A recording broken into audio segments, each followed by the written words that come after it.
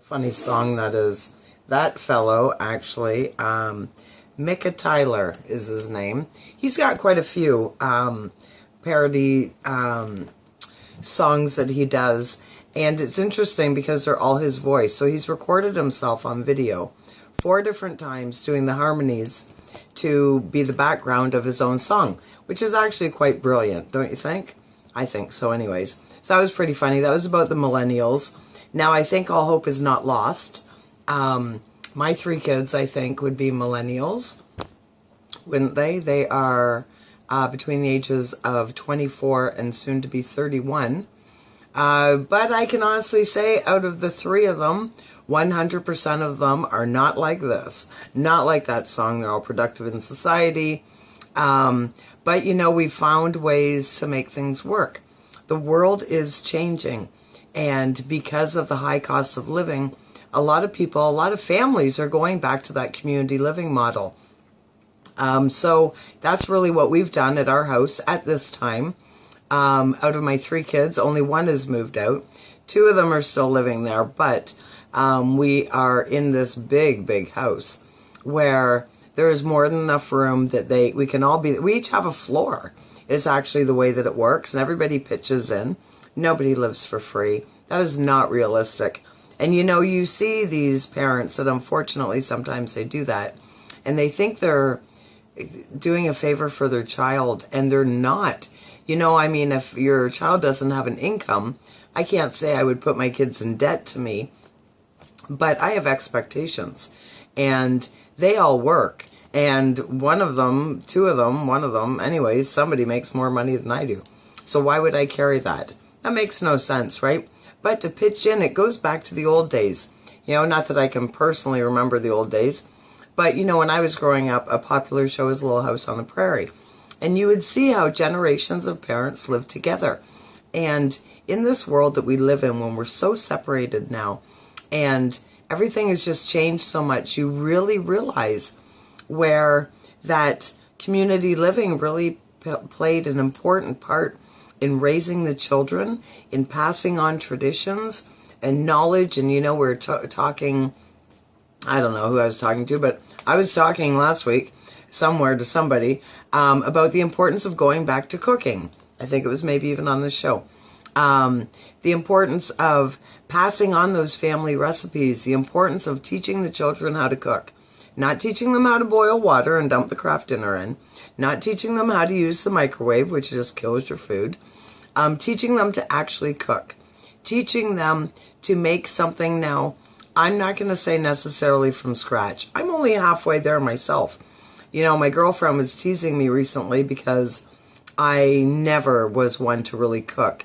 And now when I make spaghetti, I actually, you know, I make the sauce. I don't buy the sauce because I realize that pasta sauce is full of sugar, and sugar is terrible for you. Can't avoid it all the time. I still put a spoon of sugar in my coffee, but I do the best I can. So it's interesting. So we went out for breakfast a couple weeks ago, me and her daughter, and we were talking about food, fake food, and all the things that are bad for you. And I was saying, you know, it is so easy to just get some tomato paste and make your own pasta sauce. And it's cheaper. You think you're getting a good deal by getting your, you know, manufactured pasta sauce, but it's got so much stuff in there that's bad for you. But it's also not such a great deal because I can get a little jar of tomato paste for like, I don't know, 59 to 99 cents in there somewhere. And then and this is where it was sort of funny. So my girlfriend's like, I can't believe you do all this baking and cooking now and everything. And I'm like, hey, let's not get crazy. I still buy the little package that says spaghetti on it, and that's all my spices. So, you know, I'm not adding all this stuff and being super creative, but I'm saving some money, and it tastes better, and I'm saving my body.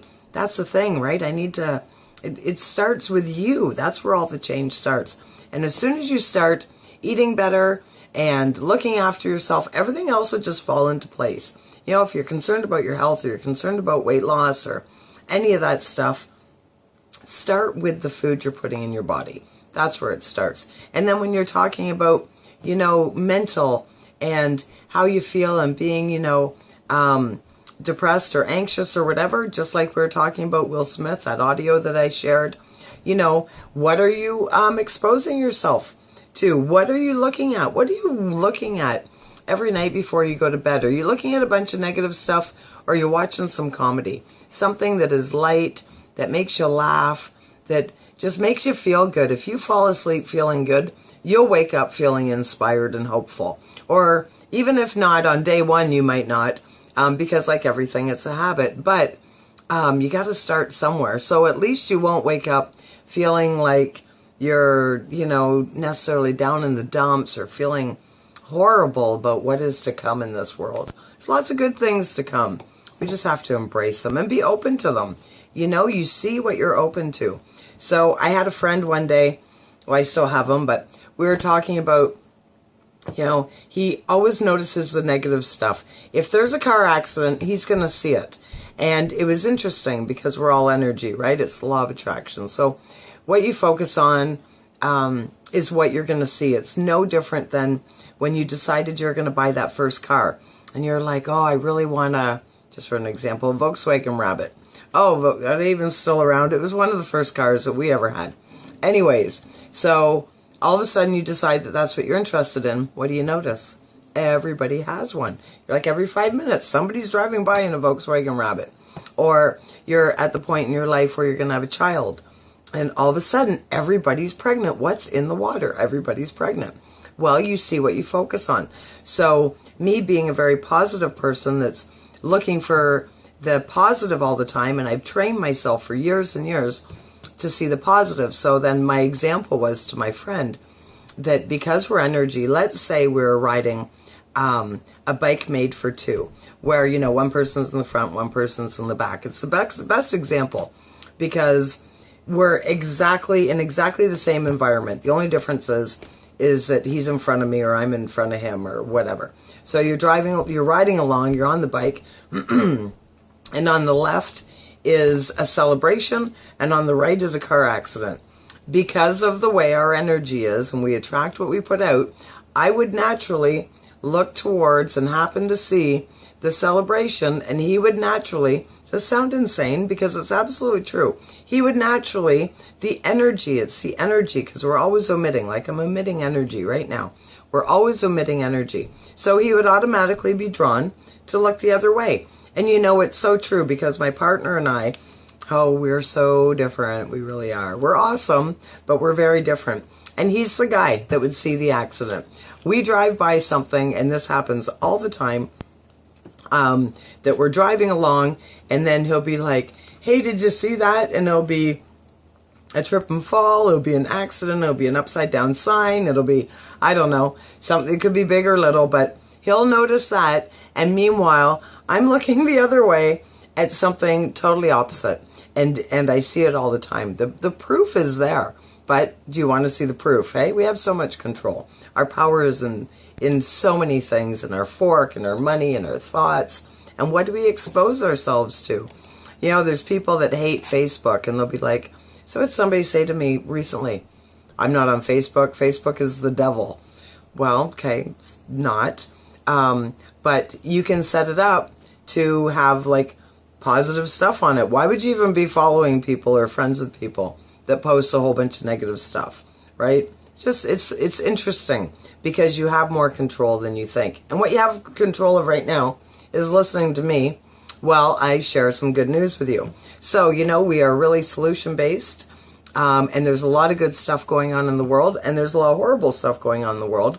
But we need to use the solution-based mentality to come up with things to make the world a better place, right? We can't just sit there and throw in the towel and be like, it is what it is. There's nothing we can do, and just wallow in it. We've been there, right? So this is sort of cool. One day, there might be a heroin vaccine that stops people from becoming addicted to the opioid drug and prevents overdose. Just wrap your head around the fact that we need this. Isn't that something? The whole Western world is struggling with this addiction. It is horrible, horrible, horrible. Scientists took a step in that direction when they designed a new drug that has shown promise in mice, offering the immunized animals significant protection from lethal heroin doses, according to a study in the journal Molecular Pharmaceutics. It works by stimulating antibodies to act against heroin and stop the drug from affecting the brain. It's an interesting concept. A protein in the vaccine sounds the alarm to the immune system, so it fights off the heroin molecule, which would have otherwise slid under the radar. If the drug user can no longer get high, the recovering addict may avoid relapsing, the researchers say. Relapsing comes with a high overdose risk for heroin addicts because their tolerance level changes during the time they are clean. We believe that the heroin vaccine would be tremendously beneficial for people who have a heroin substance use disorder but have found difficulty in trying to quit, which would be probably every heroin addict. First study author Candy Huang said in a statement from the Scripps Research Institute. The study describes how the researchers looked through different vaccine structures with varying proteins to find the one that was effective and could be stored at room temperature. The one they chose works in both a liquid and powder form.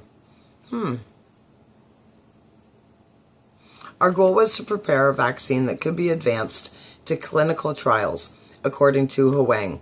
The heroin vaccine is one step closer to clinical evaluation. If the vaccine works on humans, it could potentially save the thousands of people who die in the United States from heroin overdoses every year and offer relief to those who are struggling with opioid addiction. In 2016, heroin was the second leading cause of American overdose deaths, after synthetic opioids like fentanyl, according to statistics from the U.S. National Institute on Drug Abuse. Almost 15,500 people died from heroin overdoses that year, a number that represents a dramatic increase in just the last few years. Although there is no vaccine yet, there is help for people who are experiencing an overdose. The drug naloxone, also known by its brand name Narcan, can be injected to or administered as a nasal spray to an opioid overdose victim. The drug attaches to the brain's opioid receptors to block the effects of whichever drug the victim has taken. That's, wow, isn't that something? So that's really interesting. Yeah, that's really interesting. There's a lot of parts of that that's interesting. One is that we're in a world that this is necessary. And the other part is, I'm just going to be Captain Obvious here, the big pharma wins again, right? They create the things that they're addicted to, and then they create the cure. Just saying, just throwing it out there. But, we need to help these people. Nobody woke up and decided they wanted to be a drug addict. And a lot of these people, it's from legit stuff. It's not like how people end up smoking pot for the first time or drinking for the first time, where somebody passes a joint and there you go, right? This is like hardcore stuff. A lot of them is from work injuries, from different things like, getting a hip replaced, all sorts of different things where they end up hooked on the pain pills, right? Or the patches or whatever it is, and then it transfers on to something else. So we need to do something. So that could be an awesome thing. So here we go. Another great story. A 27-year-old designer. So see, we were talking about the millennials. Here's a great one. 27-year-old designer has created an ingenious way of generating wind power in London. And it is done using the infrastructure that already exists. Double brilliant. Charlotte Slingsby is the mastermind behind Moya Power, a startup that uses cloth-like material to generate electricity from the wind that comes off of subways and trains. As the cars speed through the stations, the textile's motion caused by the resulting gusts of wind accumulates electricity. While the electric yield of the sheeting material is relatively low compared to that of turbines and wind farms, the textiles can blend into urban environments and utilize space more efficiently. Slingsby, who studied design and engineering at Imperial College and the Royal College of Art, has already installed a pilot set of Moya Power textiles along the London Crossway routes, according to Wired. If we all live in cities that need electricity, we need to look for new creative ways to generate it, said Slingsby. I wanted to create something that works in different situations and that can be flexibly adapted whether you live in an urban hut or a high-rise. That is so absolutely awesome. Great story. And that makes sense, right? We need to think outside the box and look at what we have that's already in place that we can utilize. So this is pretty cool. You know, me and my positive thinking, we're just talking about things we can control, like our thoughts. So this is interesting. Thinking positively about aging might significantly reduce a person's risk of dementia, a new study has found, even for people with one of the strongest genetic risk factors. Researchers from Yale University and the National Institute on Aging studied nearly 5,000 people aged 60 and older over a period of 4 years and discovered those who held negative beliefs about aging were far more likely to develop dementia. The team assessed or test subjects' perceptions about various aspects of old age by asking how strongly they agreed or disagreed with statements like, "The older I get, the more useless I feel." The results were published Wednesday in the journal PLOS One. According to the study, one of the strongest dementia risk factors is the 4 variant of the APO gene. 1/4 of the U.S. population carries this variant, but only 47% of carriers develop a related brain disease. The new study is the first to analyze how cultural beliefs about aging affects dementia development, even in these high-risk patients. Wow. People without the genetic variant who held positive age beliefs were 44% less likely to develop dementia than counterparts holding negative age beliefs. The results were even stronger in APO4 carriers, who were 50% less likely to develop dementia if they held positive age beliefs. We found that positive age beliefs can reduce the risk of one of the most established genetic risk factors of dementia, said lead author Becca Levy, professor of public health and of psychology at the Yale School of Public Health, in a statement. This makes a case for implementing a public health campaign against ageism, which is a source of negative age beliefs. Stress may be a key factor in the development of dementia, the Australian Broadcasting Corporation reported. Levy said those who have more negative age stereotypes seem to have an exacerbated response to stress. Others have found that stress can be related to the development of dementia, so our thinking is that it's possible that stress is part of the mechanism in what we're observing in this study. This study was limited by its approach to dementia testing. Henry Brodaty of the University of South Wales in Australia told ABC. Participants were diagnosed using a telephone call, not a full clinical assessment. In spite of this, Brodaty said, the research is still significant. It is not yet known if negative attitudes can cause the development of dementia or whether it's the other way around. We don't know yet whether changing beliefs will make a difference. If you could show that, then that would be very interesting. And it sure would. Isn't that something to think about? And we know there's a lot of power in your attitude. You feel better. Stress kills. We've proven so many different things. So changing your attitude can change your life. And so my last little story, because I only usually do 3, but I just want to share this. This is really cool, and this is all about the law of attraction, my friends. So many of us dream of winning the lottery one day, but how many of us see the actual winning numbers in a dream? Victor Amoli did just that. According to WTTG, the computer programmer and resident of Virginia bought 4 tickets for the state's lottery's Cash 5 game. He decided to play the same numbers on all 4 tickets.